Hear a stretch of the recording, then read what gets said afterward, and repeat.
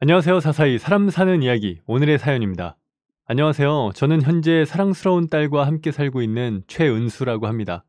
아이의 아빠는 오래전 대학교에서 만난 인연이었습니다. 남편은 군복무 후 복학을 하고 저와 같은 학년이 된 저희 과 과대였어요. 다정하고 부드럽지만 때에 따라 카리스마가 있었던 선배는 인기가 굉장히 많았죠. 당시에 저의 나이는 22살, 선배의 나이는 25살이었습니다. 졸업을 1년 앞두었던 저는 선배의 일을 몇 번 도와주었어요. 과대가 해야 할 일이 생각보다 많았기 때문에 선배 혼자 감당하기에는 힘들었던 일들이 종종 있었거든요. 그렇게 함께 있는 시간이 길어지다 보니 저희는 자연스레 연인이 되었습니다. 그리고 공부해야 할 때에는 누구보다 성실하게 하는 남자친구 덕에 옆에서 같이 공부하던 저까지 성적이 많이 좋아질 수 있었죠. 그리고 1년 후 다행히 남자친구와 저는 각자 꽤 괜찮은 기업으로 취직을 하게 되었어요. 저와 남자친구의 합격 소식이 뜨던 날 저희는 남자친구 집에서 축하 파티를 했죠. 남자친구의 집을 드나드는 것은 그리 불편하지 않았습니다. 처음 남자친구와 연인이 되었을 때부터 가끔씩 남자친구 집으로 놀러 가곤 했거든요. 그럴 때마다 귀여운 아이들이 저를 맞이해 주었죠. 남자친구의 집은 위탁가정이었기 때문에 보호를 받아야 하는 아동들이 종종 함께 생활하고 있었거든요. 과거에 유치원에서 근무를 하셨던 어머님은 아이들을 너무 많이 사랑하시는 분이었습니다. 어머님의 개인적인 사정상 유치원을 그만두고도 보호 아동들을 위한 위탁모를 시작하셨다고 하더라고요. 저 역시 아이들을 좋아하는지라 귀여운 아이들을 볼 때면 기분이 좋아지곤 했기 때문에 남자친구 집에 갈 때마다 아이들과 놀아주곤 했네요. 그리고 남자친구의 형, 그리고 여동생과도 친하지는 않았지만 서로 얼굴은 익히고 지냈어요. 형은 남자친구보다 4살이 많았고 여동생은 8살이 어렸습니다. 제가 남자친구의 형제들을 22살에 처음 보았으니 당시에 형은 29살, 여동생 미나는 17살이었죠. 남자친구와 여동생은 그리 가까운 사이는 아닌 듯 보였었어요. 저에게는 다정한 남자친구였지만 보통의 남매가 그렇듯 서로 친하게 지내는 사이는 아닌 것 같았습니다. 그러나 남자친구의 형은 여동생과 상당히 사이가 좋아 보였죠. 아무래도 나이가 12살이나 나다 보니 여동생은 남자친구보다 형과 사이가 좋은 것 같았어요. 큰오빠 입장에선 여동생이 마냥 애기처럼 보일 테니까요. 그러던 어느 날 30살이 된 남자친구의 형이 돌연 독립을 선언했다고 하더군요. 각별한 사이였던 큰오빠의 결정이 미나 입장에서는 꽤 충격이었는지 오빠의 독립을 반대했다고 합니다. 여동생의 반대에도 기어코 독립을 한 큰오빠는 그 뒤로 집에 잘 오지 않은 것 같았습니다. 그렇게 형님이 독립을 하고 몇 년 후 미나는 수능을 보았죠. 직장일이 바빠진 탓에 한동안 남자친구의 집을 찾아가지 않은 저는 거의 1년 만에 미나를 보았습니다. 그런데 제가 아는 미나가 맞나 두 눈을 의심할 만큼 정말 예뻐져 있더군요. 수능이 끝나더니 독하게 다이어트를 했었나 봐요. 저는 미나가 대학 입학을 앞두고 있으니 외모에 신경을 쓰기 시작했구나 싶었습니다. 그런데 그때부터 남자친구의 행동이 변하기 시작했습니다. 여동생에게 마냥 시큰둥했던 남자친구가 갑자기 동생을 살갑게 챙기기 시작했죠. 평소에 연락도 잘 안 하는 것 같았는데 어느 순간부터 여동생과 전화를 하는 날이 많아졌어요. 저와 같이 있다가도 여동생의 연락을 받고 나가는 일이 늘었습니다. 성인이 된 미나가 술을 마시러 간다고 하면 그 장소에 데려다주고 술자리가 끝나면 데리러 가기도 하더군요. 처음에는 성인이 된 여동생을 걱정하는 오빠의 마음이라고 생각했습니다. 이제 막 성인이 된 동생이니 그럴 수 있다고 이해해 보려고 했어요. 그러나 저와 있는 시간을 줄이면서까지 여동생을 신경 쓰는 남자친구의 모습에 저는 점점 질투가 나더군요. 예전부터 미나를 각별히 생각하던 것도 아니면서 갑자기 동생을 저렇게 살갑게 챙기는 남자친구를 도저히 이해할 수가 없었죠. 그런데 남자친구에게 서운함이 쌓여가던 어느 날 저와 저녁 식사를 하던 남자친구가 휴대폰을 확인하더니 옷을 주섬주섬 챙기기 시작하더군요. 저는 남자친구에게 또 여동생에게 가냐고 물어보았습니다. 그렇다고 하는 남자친구에게 더 이상 참을 수가 없어 불만을 토로했죠. 또 미나한테 가? 오빠 자꾸 그렇게 가버리면 혼자 남겨지는 내 생각은 안 해? 오래 걸리는 것도 아니잖아. 잠깐 미나 데려다주고 오는 거야. 오빠가 동생한테 그 정도도 못 해줘? 누가 해주지 말래? 그 정도가 너무 심하잖아. 요즘 미나한테 계속 신경 쓰느라 나는 안중에도 없잖아. 아니야? 네가 오빠가 없어서 그래. 오빠들은 다 여동생이 술 마신다고 하면 걱정되고 그래. 남자친구의 말에 저는 그냥 포기하듯 고개를 돌려버렸습니다. 남자친구는 이런 이야기를 할 때마다 늘 저에게 오빠가 없어서 이해를 못하는 것이라고 하지만 저에게도 3살 어린 여동생이 있습니다. 저와 동생도 그리 나쁜 사이는 아니지만 남자친구와 미나만큼 각별하지는 않아요. 제가 여자 형제밖에 없어서 이런 치사한 질투를 하는 것인지는 모르겠지만 남자친구가 동생을 챙길 때마다 밀려나는 기분이 드는 건 어쩔 수 없더군요. 그렇게 남자친구의 행동에 불만이 쌓여갔지만 남자친구의 부모님께서 워낙 사랑이 많은 분들이시다 보니 이해가 안 가는 것도 아니더군요. 무엇보다 가족 분위기가 정말 화기애애하고 좋았거든요. 거기다 대고 뭐라 해봤자 저만 이상한 사람이 될 뿐이니 그냥 제가 받아들이는 수밖에 방법이 없었죠. 제가 그 부분을 받아들이고 난 이후로는 남자친구와는 별다른 다툼 없이 사랑을 키워나갈 수 있었습니다. 그리고 33살이 된 남자친구의 형이 독립을 한 지 3년 만에 결혼을 하게 되었습니다. 같은 회사에 다니는 동기와 3년간의 연애 끝에 결혼을 결심했다고 하더라고요. 저희도 연애 기간이 길어지면서 간혹 결혼 이야기를 주고받기도 했는데 우선 형이 결혼을 해야 한다는 생각에 아무런 진전 없이 상상만 하고 있을 뿐이었죠. 그 덕에 남자친구의 형의 결혼은 저희에게는 퍽이나 반가운 소식이었습니다. 저 역시 축하를 해드리러 예식장에 갔죠. 남자친구 형님의 결혼을 축하하면서 친척들과 이런저런 말을 주고받는데 친척 한 명이 저희의 결혼 이야기를 언급하더군요. 저와 남자친구는 웃으며 이제 우리 차례가 되었다며 농담 삼아 대답했습니다. 그런데 이상하게 여동생은 친척들 사이에서 잘 어울리지 않고 남자친구의 뒤만 졸졸 쫓아다니더군요. 남자친구 옆에 꼭 붙어 있어 이것저것 해달라고 하는 여동생 때문에 저를 챙겨야 할 남자친구의 신경이 자꾸 여동생한테 분산되었죠. 그러다 보니 처음 보는 친척 어른들 사이에서 혼자 낙동강 오리알같이 있어야 하는 상황이 여러 번 있었습니다.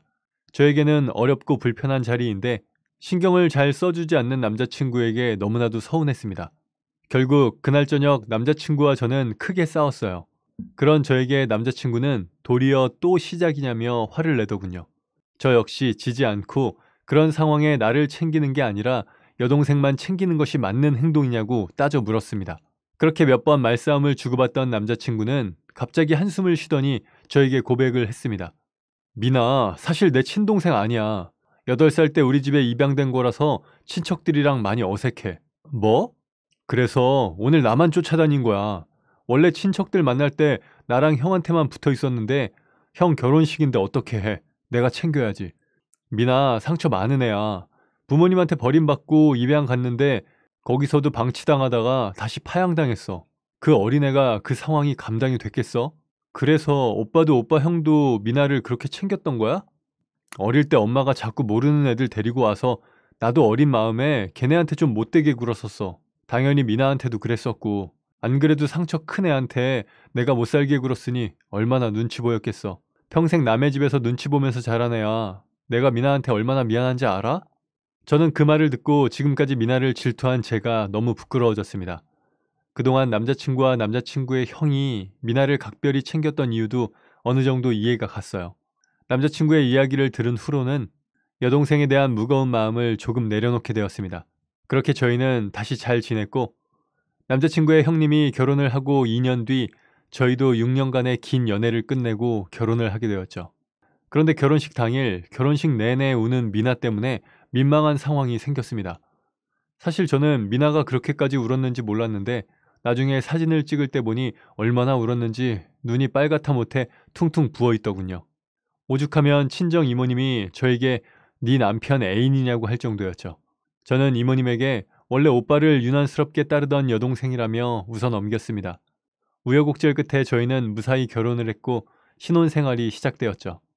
남편과 저는 둘 다 회사가 강남 쪽이라서 조금 아래쪽인 성남으로 집을 구했습니다. 친정과 시댁에서도 그다지 멀지 않은 거리였기에 딱 적합하다고 생각했죠. 그런데 결혼을 하고 난 다음에도 아가씨는 툭하면 남편에게 연락해 저녁을 사달라고 하는 모양이었습니다. 퇴근을 하고도 집에 바로 들어오지 않는 남편이 마음에 들지 않았지만 아직 아가씨에 대한 연민이 남아있었기에 애써 넘어갔죠. 그러나 남편이 주말에도 여동생을 만나러 가는 것을 보자 도저히 참을 수가 없더군요. 결혼을 한 오빠를 주말까지 계속 불러대는 아가씨나 거기에 꾸준히 끌려다니는 남편이나 이해가 안 가는 것은 마찬가지였습니다. 처음에는 같이 나가기도 했고 아가씨를 저희 집으로 초대하기도 했습니다. 그런데 묘하게 두 사람 사이에 불청객이 된 듯한 느낌이 들더군요. 그러다 보니 더 이상 남매 사이에 끼려고 노력하고 싶지가 않았죠. 그래서 남편에게 아가씨와의 만남을 줄이라고 이야기했습니다. 당신의 부인은 나라고 이야기해줬죠. 그러나 상황은 계속 반복되었습니다. 저는 남편의 얼굴을 보는 시간이 점점 줄어들었고 결국 남편에게 화를 냈죠. 부인이 그렇게나 싫어하면 조절해야 하는 것 아니냐고 따졌더니 그제서야 조금씩 조절하는 것 같더군요. 물론 회식날이나 친구들과의 모임이 있는 날은 여전히 늦게 들어왔습니다. 그것까지 하나하나 터치할 수는 없어 그냥 알았다고 했지만 여전히 일주일에 2, 3일은 늦게 들어오는 남편에게 서운한 감정이 들기는 하더군요. 그런데 어느 날 우연히 회식이 있어 밤늦게 들어온 남편의 휴대폰을 보게 되었어요. 집에 들어오자마자 곧장 씻으러 들어간 남편의 옷가지를 정리하고 있는데 남편의 휴대폰 화면이 반짝이더라고요. 저희는 평소에도 서로의 사생활을 존중해주는 편이었기에 남편의 휴대폰을 검사한 적은 없었습니다. 그러나 그날은 왜인지 모르게 그 반짝이는 화면이 궁금해지더라고요. 저는 결국 휴대폰을 들어 메시지를 확인했습니다. 오늘 재밌었다는 문자 내용의 발신자는 아가씨더군요. 저는 알 수 없는 배신감에 남편이 너무나도 괘씸했습니다. 남편은 그동안 아가씨를 만나지 않은 것이 아니라 저에게 거짓말을 하고 만난 것이더군요. 저는 너무 어이가 없고 기가 막혀서 침대에 앉아 남편이 나올 때까지 기다렸어요. 샤워를 마친 남편이 침실로 들어오자마자 휴대폰을 내밀었습니다. 오빠, 오늘 회식 있었다며? 회식을 미나랑 했어?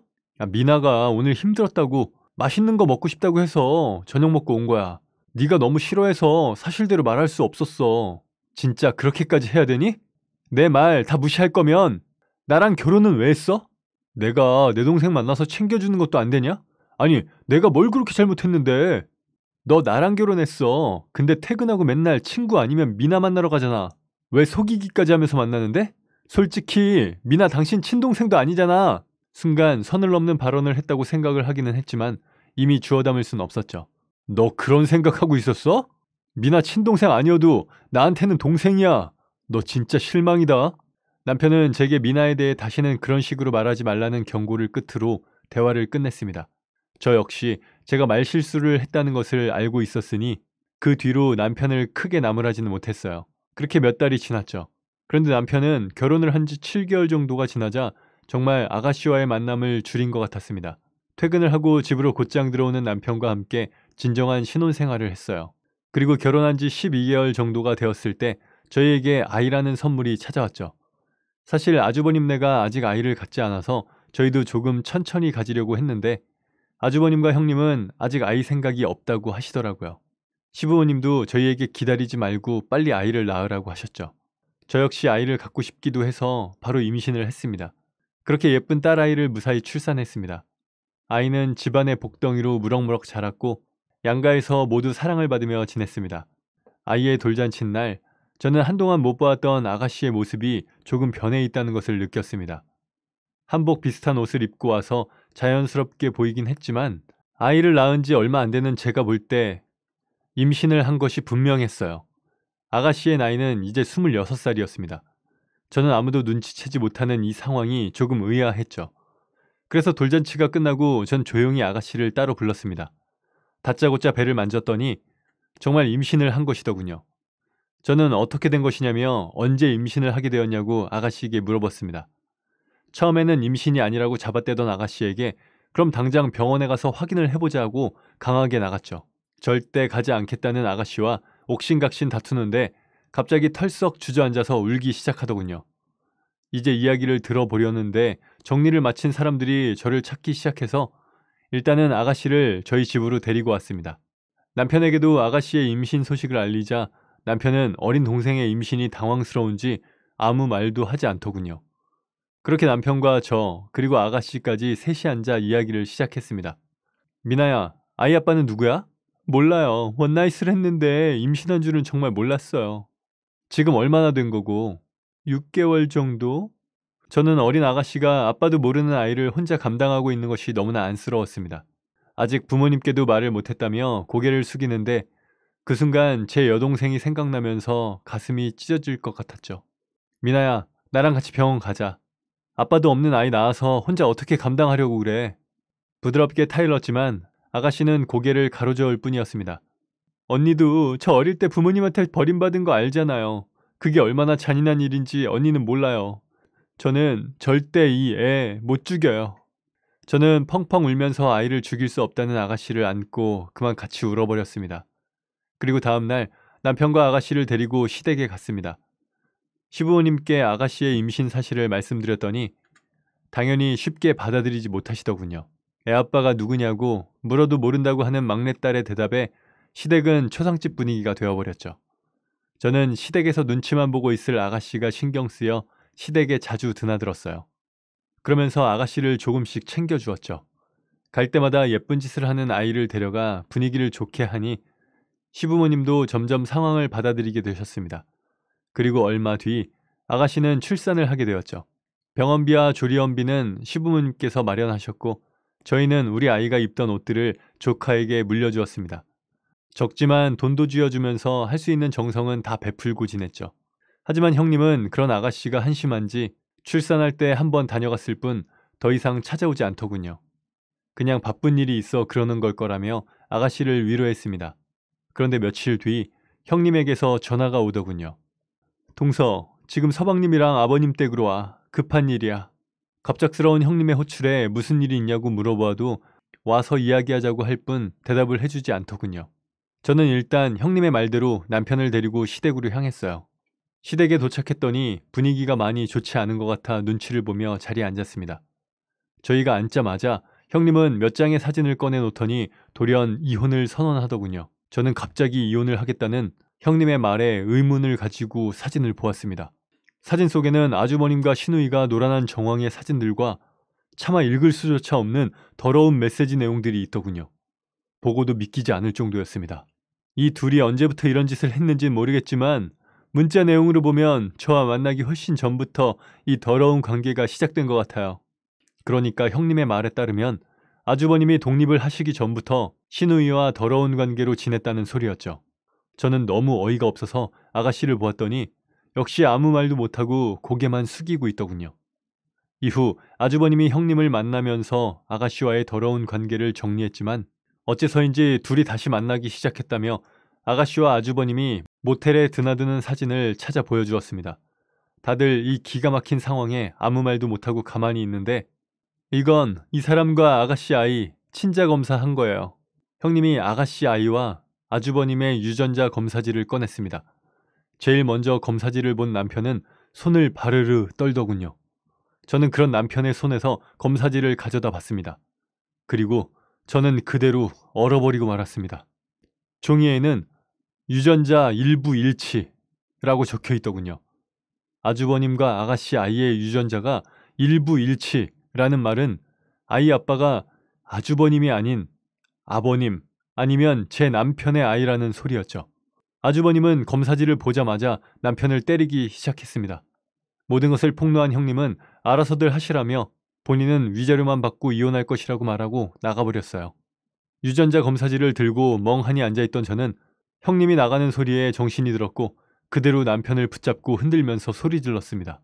집에 있는 그 누구도 저를 말리지 못했어요. 남편 역시 반항 한번 못하고 그대로 넋나간 듯 서 있었죠. 전 이 모든 상황을 받아들일 수가 없었습니다. 그동안 시누이와 남편 사이를 질투하기는 했지만 정말 그 둘이 이성적인 만남을 하고 있을 것이라고는 꿈에서도 생각하지 못했었거든요. 그래서 남편과 시누이를 데려다가 정확하게 유전자 검사를 해보았죠. 물론 아버님도 함께 시험대에 올랐습니다. 그리고 유전자 검사 결과 시누이의 아이는 제 남편의 아이가 맞았습니다. 제발 이 상황이 거짓말이었으면 좋겠다고 생각했어요. 알고 보니 시누이는 지금까지 큰오빠와 연인 관계로 지냈다고 하더라고요. 그러나 이미 본인이 양자로 호적에 올라가 있으니 큰오빠와 결혼을 할 수가 없었던 거죠. 그래서 서로 연애만 하면서 지내기로 했는데 큰오빠가 갑자기 정상적인 가정을 가져야겠다며 자신을 버리고 독립을 해서 많이 힘들었다고 하더군요. 평생 결혼하지 않고 자기랑 연애를 하면서 살 줄 알았던 큰오빠의 결혼 소식을 들은 시누이는 상심이 컸다고 하더라고요. 그래서 큰오빠에게 했던 것처럼 둘째 오빠도 꼬시기 시작한 것이었어요. 처음에는 큰오빠가 자신에게 돌아오게 만들고 싶어서 둘째 오빠랑 가깝게 지냈다고 하더군요. 그리고 예상대로 큰오빠가 다시 돌아와줬지만 둘째 오빠와의 관계도 확실하게 끊지 못했던 거죠. 결론은 한 형제 사이에서 피 안 섞인 여동생이 양다리를 걸친 것이었습니다. 저는 이런 어이없는 이유로 파탄난 가정에 헛웃음이 났죠. 모든 것이 다 밝혀진 후 저는 당연히 남편과 협의이혼을 하고 시누이를 상대로 상간녀 소송을 진행했습니다. 정확한 물증이 있으니 소송 결과 2천만 원의 위자료도 받게 되었죠. 그리고 남편에게는 한 달에 60만 원씩 아이가 20살이 될 때까지의 양육비를 일시불로 받았고 저희가 살던 집에 들어간 돈은 대출을 제외하고 똑같이 나누었습니다. 애초에 반씩 부담하여 들어갔으니 남편에게 남은 돈은 없을 거예요. 그리고 상간녀 시누이에게 받은 위자료는 누구 주머니에서 나왔는지는 모르겠지만 문제없이 받을 수 있었습니다. 그 후에 저는 아이를 데리고 친정으로 왔습니다. 시부모님은 두 아들 모두를 홀려 가정을 파탄낸 양녀를 용서할 수가 없어 파양 소송을 제기한 것으로 알고 있어요. 시아버지는 너무나 큰 충격을 받아 쓰러지셨고 현재는 요양병원에서 지내신다고 하더라고요. 각자의 부인에게 이혼을 당한 형제는 서로 인연을 끊었고 시댁은 온 가족이 뿔뿔이 흩어지고 말았습니다. 그리고 얼마 후 형님을 한번 만났죠. 아주버님과 같은 회사를 다니던 형님은 이 더러운 집안의 이야기를 회사에 모두 소문냈고 아주버님은 결국 쫓겨나듯 회사에서 나갈 수밖에 없었다고 하더군요. 아마 지금 그년 데리고 살고 있을 거야. 근데 회사에서도 쫓겨나 가족들이랑도 연락 안 해. 돈 나오는 구석 없어서 아마 힘들게 살겠지. 다 자업자득이죠 뭐. 안정적인 수입 없이 피덩이 키워봐야 정신 차릴 거예요. 동서는 어때? 혼자 애기 키우기 빠듯하지 않아? 애아빠 소식은 들은 거 없고? 아버님 요양병원에 갔다가 어머님한테 쫓겨났다고 하더라고요. 어머님이 그래? 애아빠 만났어? 네. 한동안 면접 교섭 한 번씩 했는데 2달 전에 마지막으로 보고 연락 없어요. 남편은 부모님께도 저에게도 상간녀에게도 버림받고 지금 어디에서 뭐하고 살고 있는지 알 수 없었습니다. 더 이상 그 인간의 소식을 알고 싶지도 않아요. 제가 이 사연을 보낸 이유는 이런 기가 막힌 일이 일어났었다는 사실을 많은 사람들에게 알리고 싶었어요. 다시는 박가 형제들과 같은 일이 있어서는 안 된다고 생각합니다. 그들의 더러운 짓들이 다른 누군가에게는 지울 수 없는 상처가 되는 것이고 지금까지 살아온 인생에 대한 후회까지 하게 만들 테니까요. 그 속에 발을 담궜던 내가 너무도 수치스럽지만 이제는 정신 차리고 제 소중한 아이와 함께 열심히 살아보려고 합니다. 긴 이야기 들어주셔서 감사합니다. 네, 오늘 사연은 여기까지입니다. 사람 사는 이야기 채널 구독과 좋아요, 알람 설정 부탁드립니다. 감사합니다.